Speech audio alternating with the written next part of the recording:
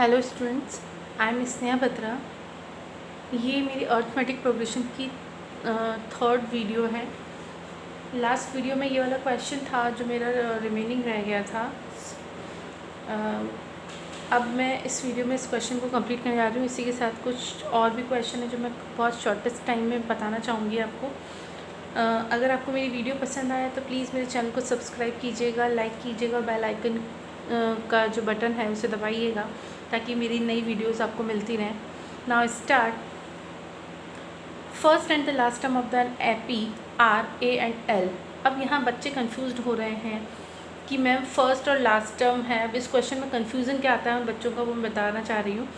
किसी AP series है उसमें फ़र्स्ट टर्म जो है वो ए है, जो हम मानते हैं जनरली, और जो लास्ट टर्म है यानी वो एल है। उनको बताना है कि nth term the sum from of the nth term from the beginning, यानी स्टार्टिंग से nth term and the nth term from the end. अब बच्चों के प्रॉब्लम ये है कि बच्चे ये सोच रहे हैं कि जैसे सपोज़ मैंने एक सीरीज़ ली थी 1 2 3 4 5 6 12, तो बच्चे सोच रहे हैं कि ये यहाँ पर 4 वाला नंबर और पीछे से लेके यहाँ 4 तक का इनका टोटल सम करना है, तो हम डायरेक्ट 12 नंबर तक का ही सम क्यों ना ले लें। पर ये ऐसा नहीं है। अगर मैंने एक सीरीज़ मानी है 1 2 3 4 5 6 7 8 9 10 11 12, तो अगर हमें आगे से 4 टर्म और पीछे से 4 term from the beginning to the nth term, suppose मैंने n की जगह 4 मान लिया, तो from the beginning 4th term पे कौन बैठा है 4, and from the last from the and और लास्ट तो 1 2 3 4, तो मैंने 4th टर्म यहाँ ली। तो अब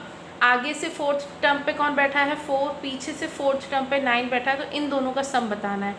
तो इसको आप ऐसे भी कर सकते थे कि अगर सीरीज़ को आप आगे से पढ़ रहे हैं तो आगे से 4, इसी सीरीज़ को मैं उल्टा करके लिख देती 12 11 10 9 8 ऐसे भी करके लिख देती, और फिर 4 3 2 1 ऐसे आता। तो पीछे से भी आपके टर्म पे कौन बैठा है ये। अब बस जो मैं आपको एक कंसेप्ट बता रही हूँ ना कि एक बार आगे से 4th टर्म ले ली, अब फिर उसी सीरीज़ को उल्टा करके लिख लिया और पीछे से भी 4th टर्म ले ली। इसी चीज़ को अब मैं इस क्वेश्चन में अप्लाई करूँगी और nth टर्म निकालूंगी। जैसे कि सपोज़ आगे से कोई सीरीज़ है जिसका फर्स्ट टर्म जो है यहाँ पर कुछ है, और आगे से मैंने यहाँ पर nth नंबर पे कोई नंबर आ रहा होगा, और फिर लास्ट टर्म जो आ रही है वो क्या है l है। और इसी सीरीज़ में अगर मैं देखूँ nth पोजीशन पे कौन है, तो इसके लिए Tn इज इक्वल टू हो जाएगा a plus n-1 into D. अगर मैं इसी सीरीज़ को पीछे से देखना चाहूँ तो मैं पीछे वाले नंबर आगे करूँगी, और फिर सपोज़ पीछे से nth टर्म कहीं यहाँ बैठने वाला था, जैसे कि मेरा यहाँ पे हुआ, और फिर उस कंडीशन में a यहाँ पीछे चला जाएगा क्योंकि इस सीरीज़ को मैंने ऐसे न करके उल्टा करके लिख दिया है। ये वाली चीज़ इधर आ गई, ये वाला इधर उल्टा सीरीज़ करके लिख दिया है मैंने। तो यहाँ पर क्या हो जाएगा, फर्स्ट टर्म कौन बिहेव कर रहा है Tn, कैसे होगा, यहाँ पे फर्स्ट टर्म क्या हो जाएगा a, और nth नंबर पे है मल्टीप्लाई d। अब मुझे उन्होंने कहा है कि इन दोनों का सम पीछे से, ये फ्रॉम द बिगिनिंग है ना, और ये क्या है एंड से। तो अब इन दोनों नंबर्स का सम करेंगे, Tn beginning and Tn from and. Okay, जब मैं यहाँ लिख रही हूँ तो इनकी वैल्यू रखें a plus n-1 into D, और यहाँ पर a plus n-1 into D. और चूँकि हाँ, बस एक प्रॉब्लम यहाँ पे आएगी, अगर सपोज़ मैं मान रही हूँ कि यहाँ पर अगर जब मैंने सीरीज़ लिखी तो ये एक नंबर बढ़ते हुए क्रम में था आगे से, लेकिन इसी सीरीज़ को जब मैंने उल्टा करके लिखा तो d अब भी उतना ही है, यहाँ पर भी 1 था, यहाँ पर भी 1, लेकिन जब मैंने इसे सीधा करके लिखा तो उस कंडीशन में क्या थी, ये एक इंक्रीजिंग सीरीज़ थी तो d पॉजिटिव था। यहाँ पे जब मैंने देखा तो d अब भी उतना ही है, मैग्नीट्यूड अब भी उतना है, यानी मात्रा d की उतनी ही है, लेकिन अब यहाँ पे क्या है डिक्रीजिंग ऑर्डर में, यानी d तो वही रहेगा लेकिन d कैसा रहेगा यहाँ पर माइनस में। अब ये जो d माइनस में है वही वाली वैल्यू मैं यहाँ पुट करूँगी l plus n-1 into minus D, तो हो जाएगा a plus n-1 into D plus l minus, क्योंकि माइनस प्लस मल्टीप्लाई हो जाएंगे n-1 इंटू डी, ये पूरा पार्ट कैंसिल हो जाएगा, then a plus l is a answer.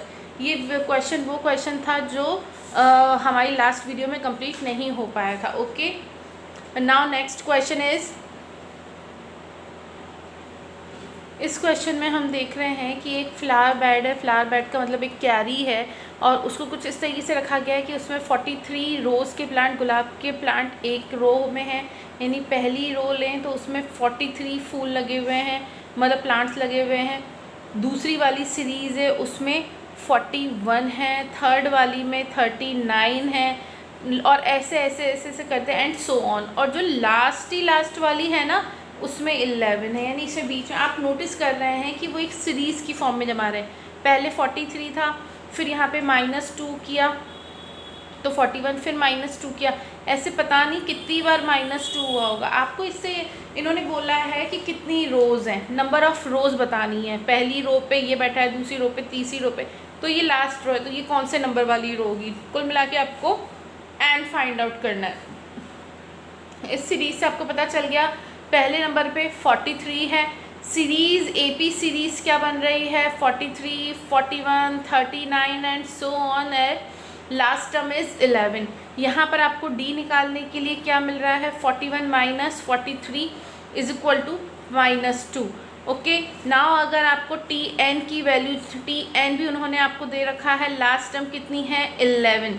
TN पे आपको nth टर्म निकालनी है कि टोटल चूँकि लास्ट है तो संख्या पता चल जाएगी, पहली, दूसरी, तीसरी, तो ये लास्ट वाली कौन सी टर्म होगी। तो n निकालने के लिए आपको जानते हैं a + n - 1 into D। a की वैल्यू 43 प्लस n की वैल्यू आपको मालूम नहीं है -1 इंटू D कितना दे रखा है आपको -2। nth टर्म पे कौन है 11, correct. Now solve it. 43 minus n - 1 into 2, क्योंकि ये माइनस मल्टीप्लाई हो गया, ये पूरी टर्म इस तरफ आ जाएगी और ये उस तरफ चला जाएगा, तो n - 1 into 2 is equal to 43 minus 11, यानी आपका आया आंसर 22। यहाँ n - 1, ये 2 इधर है, ये इस तरफ डिवाइड होने चला जाएगा 11, तो n is equal to 11 + 1 is equal to 12। That's is the answer. Okay, now next question. मैं ये आपको क्वेश्चन बताने जा रही हूँ। इस क्वेश्चन को मैं, वैसे मुझे नहीं लगता कि कुछ ज़्यादा टफ है, पर मुझे क्वेश्चन इसलिए अच्छा लग रहा है क्योंकि ये बोर्ड में आया हुआ क्वेश्चन है। मेरे ख्याल से बोर्ड, अगर आपको एग्ज़ाम टाइम पे अगर बोर्ड की तैयारी करनी हो तो आपके कम से कम 5 से 6 बार मैथ्स का रिवीजन साल के स्टार्टिंग में ही हो जाना चाहिए। बाकी एंड में आपका केवल बोर्ड के क्वेश्चंस की ज़्यादा तैयारी करें, उनके पैटर्न्स को आप समझेंगे तो आपको पता चल जाएगा किस पैटर्न के क्वेश्चन आते हैं। आपको कोई एक्स्ट्रा टेस्ट सीरीज़ ज्वाइन करने की ज़रूरत नहीं पड़नी चाहिए। अगर आप एक बार बुक्स को देखते हैं, कम से कम 5 से 6 बार आपका बुक्स का रिवीजन हो जाना चाहिए। RS है या अपनी कंसाइज है या आपकी NCERT है, और उसके बाद में आप 10 ईयर करेंगे तो मुझे नहीं लगता आपको किसी और की टेस्ट सीरीज़ ज्वाइन करनी पड़ेगी। उन्हीं क्वेश्चंस में से कुछ एक इंपॉर्टेंट क्वेश्चन है जो 2009 में आया हुआ है बोर्ड्स में। यहाँ पर इन्होंने x + 2, 2x और 2x + 3 ये सीरीज़ है AP की। उन्होंने कहा है x की वैल्यू दीजिए अगर ये एक कंसेक्यूटिव सीरीज़ है, मतलब एक सीरीज़ में आने वाले नंबर हैं। इसमें कुछ भी नहीं है, आप जानते हैं अगर ये कंसेक्यूटिव सीरीज़ है तो हर नंबर अपने प्रीसीडिंग नंबर में कुछ ना कुछ नंबर जोड़ने से आता है। इसमें जो कुछ जोड़ा होगा तब ये आया होगा, इसमें कुछ जोड़ा, ये वाला नंबर तब आया होगा जब इसमें कुछ जोड़ा होगा। सिंपल सा हम एक कंसेप्ट, जो बेसिक कंसेप्ट मैंने आपको बताया कि इसमें D सेम होते हैं, यानी second term minus first term करेंगे तो जो आंसर आना है वो x - 2 है। इसी तरीके से 2x + 3 - 2x करेंगे तो वो भी कितना है 3। अब मुझे ये एक इक्वेशन और ये 2 इक्वेशन, इन दोनों को इसमें से इसे माइनस किया और इसमें से इसे माइनस किया, तो हमारे जो वैल्यूज़ हैं x - 2 = 3, आपका आंसर आ गया 5। वेरी इजी, और ये 2009 में आई है, इस आया हुआ क्वेश्चन है।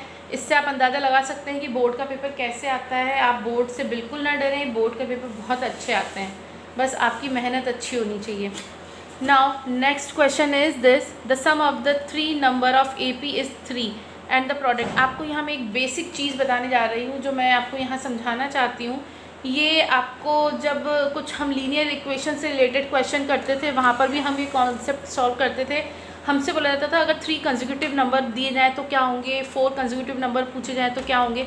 यहाँ पर भी कुछ चीज़ें हैं जिन्हें आप करते हैं। अगर 3 कंसेक्यूटिव एक के बाद एक नंबर आने वाले हैं उन्हें लेंगे, तो जब भी 3 की बात होती है, 3 कंसेक्यूटिव नंबर्स, जो AP सीरीज़ में हो। तो आप सिंपल सा कंसेप्ट है A माइनस डी, ये लर्न कर लीजिएगा, ये हर जगह काम आएंगे। और ये A प्लस डी, अगर इसी जगह 4 कंसेक्यूटिव नंबर की बात होती है तो आप क्या लिखेंगे, A minus 2D, okay, A minus 2D, sorry, A minus 3D, A minus D, A plus D और A प्लस 3D। आप देख रहे हैं यहाँ पर हर किसी में जो डिफरेंसेस है वो सेम आ रहा है। और इसी तरीके से अगर 5 कंसेक्यूटिव नंबर पूछ लिए जाएं तो आप हमेशा ध्यान रखिएगा A minus 2D, A minus D, A plus D and A plus 2D। इस टाइप से आप सीरीज़ को बना लेंगे तो ये हर जगह काम में आएंगे, अक्सर 3, 4, 5। अब यहाँ पे इन्होंने यही चीज़ हम यहाँ पे सॉल्व कर रहे हैं। तो सम ऑफ 3 कंसेक्यूटिव नंबर जो हैं वो अगर AP में हैं तो let the 3 numbers are 3 numbers मान लीजिए हमने क्या माना है, A माइनस डी, A और A plus D.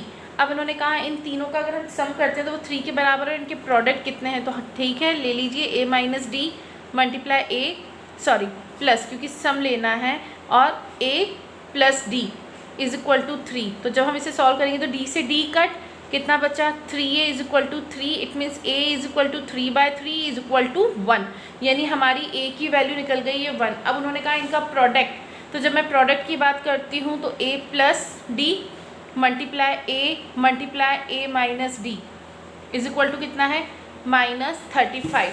Okay, now अगर मैं इसी क्वेश्चन को अब यहाँ पर करने जा रही हूँ तो A minus D, A plus D into A ऐसे लिख सकते हैं आगे पीछे करके।